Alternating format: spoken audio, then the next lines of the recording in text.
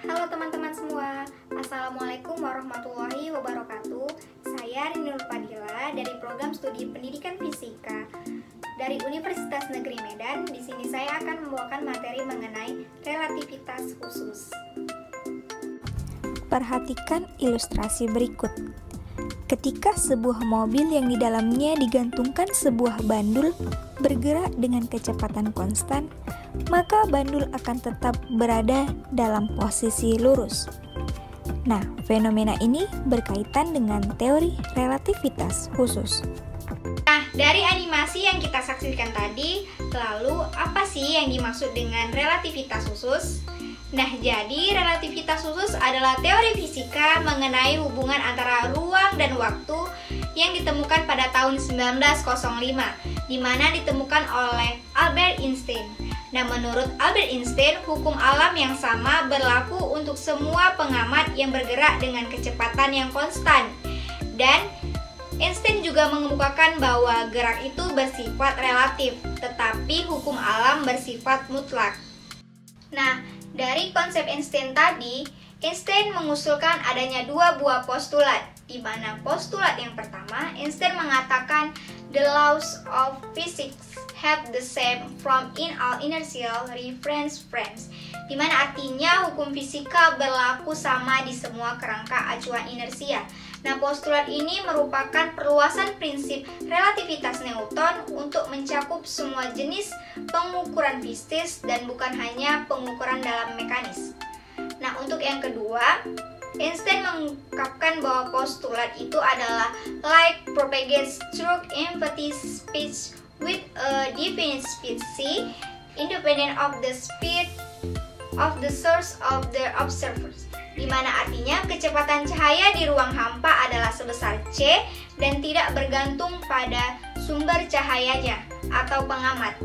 Nah, postulat kedua ini memiliki implikasi yang sangat luas dengan kecepatan, waktu, panjang, dan massa benda yang semuanya bersifat relatif.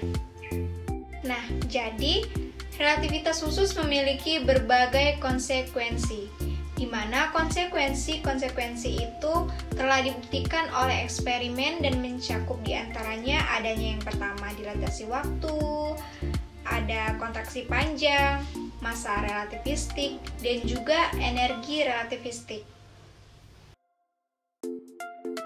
Ini adalah bumi. Di dalamnya terdapat si S yang hendak menonton video dari koleksi DVD terbaru. Tidak jauh dari televisi, sebuah jam dinding terpampang dengan nyata. Si S mulai menyalakan DVD pada pukul 00.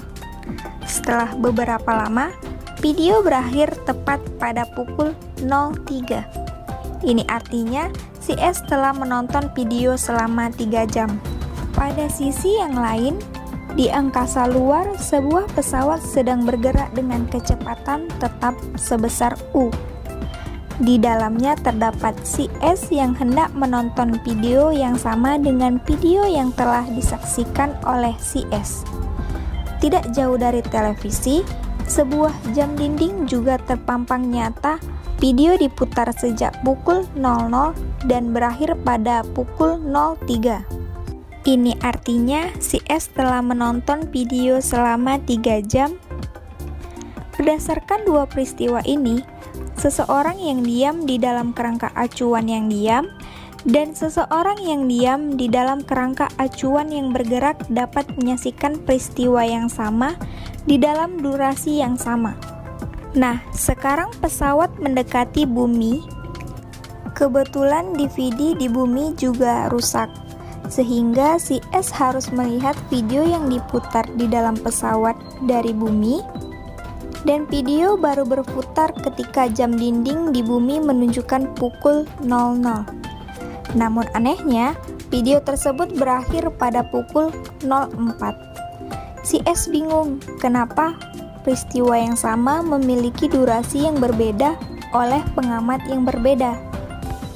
Nah, jadi peristiwa atau fenomena pada animasi tadi sudah diramalkan oleh Albert Einstein sebagai dilatasi waktu, di mana di dalam teori relativitas khusus, Durasi video yang dilihat oleh pengamat yang diam di bumi dan juga pengamat yang diam di pesawat adalah T0.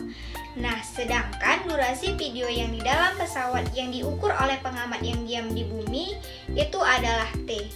Nah, maka berlaku rumus T sama dengan gamma dikali dengan T0, di mana gamma adalah 1/1 dikurang U per C kuadrat. Nah, karena nilai gamma selalu lebih besar atau lebih dari 1, maka waktu yang terukur oleh pengamat yang diam di bumi dari peristiwa yang terjadi tadi pada objek atau kerangka acuannya adalah lebih besar dari waktu T0-nya.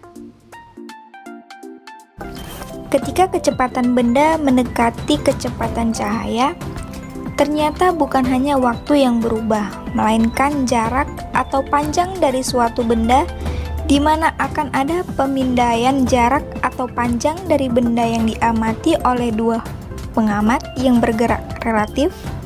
Jadi, pemendekan panjang inilah yang disebut dengan kontraksi panjang. Dinyatakan dengan rumus delta L sama dengan delta L0 dikali dengan akar 1 dikurang V kuadrat per C kuadrat. Contoh kasus pada kontraksi panjang yaitu kita dapat melihat terdapat dua pengamat, ada Ani dan Budi. Budi adalah seorang astronot yang muncul dari bumi ke bulan. Menurut Budi, ketika roket dalam keadaan diam, panjang roket adalah 50 meter.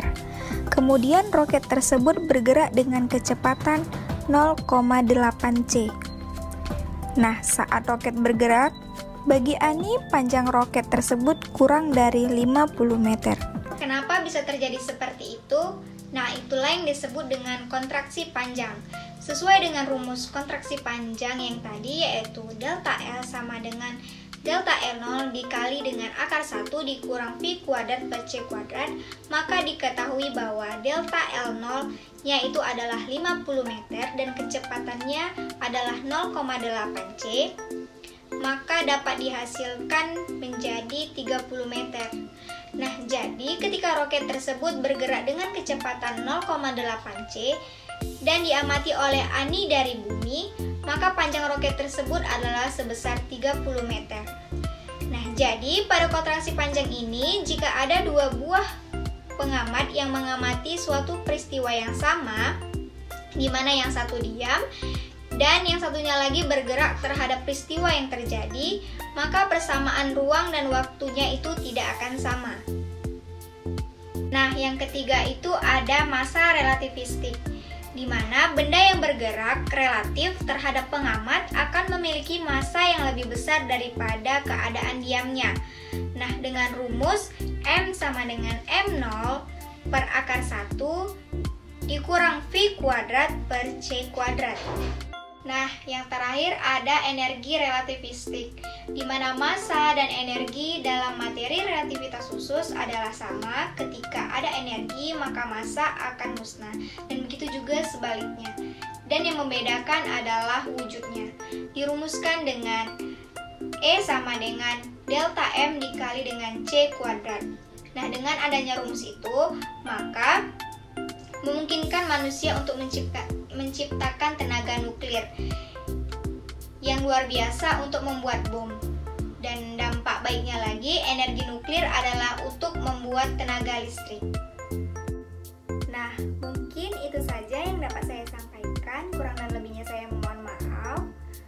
See you the next video. Bye.